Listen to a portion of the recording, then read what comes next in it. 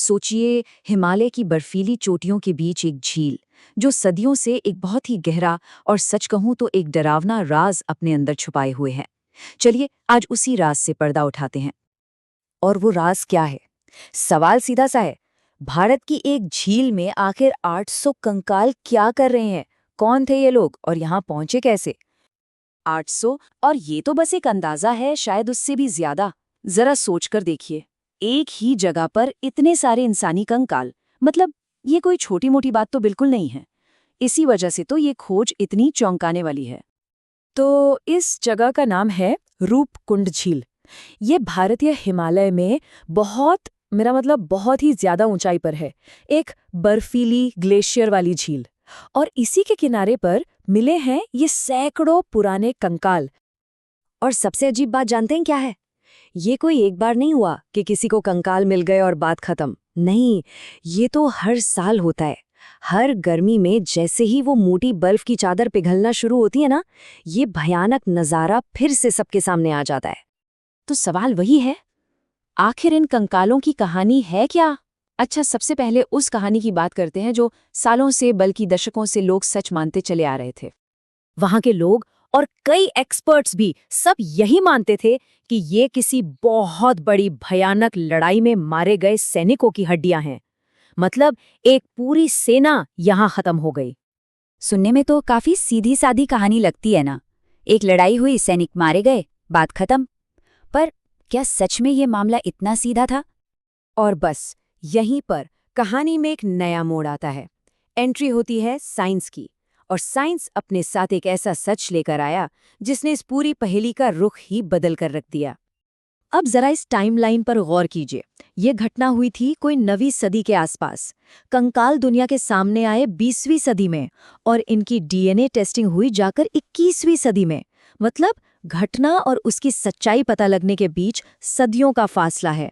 इसी ने तो इस राज को और भी गहरा बना दिया है। और डीएनए ने जो बताया वो तो होश उड़ाने वाला था। पुरानी कहानी, उसे तो साइंस ने पूरी तरह से खारिज कर दिया। पहले क्या मानते थे कि ये सब एक ही जगह के सैनिक थे, लेकिन डीएनए ने बताया नहीं, ये लोग तो अलग अलग महाद्वीपों से आए थे। और तो और ये कोई एक ग्रुप नहीं था, कम से कम 2 अलग अलग ग्रुप थे। और सबसे बड़ी बात, ये सब एक साथ मरे ही नहीं थे। इनकी मौत के बीच सदियों का फासला था। तो समझ रहे हैं, डीएनए रिजल्ट्स ने इस मिस्ट्री को सॉल्व करने की बजाय इसे और भी ज्यादा कॉम्प्लेक्स बना दिया। अब एक सवाल का जवाब मिला तो 10 नए सवाल खड़े हो गए।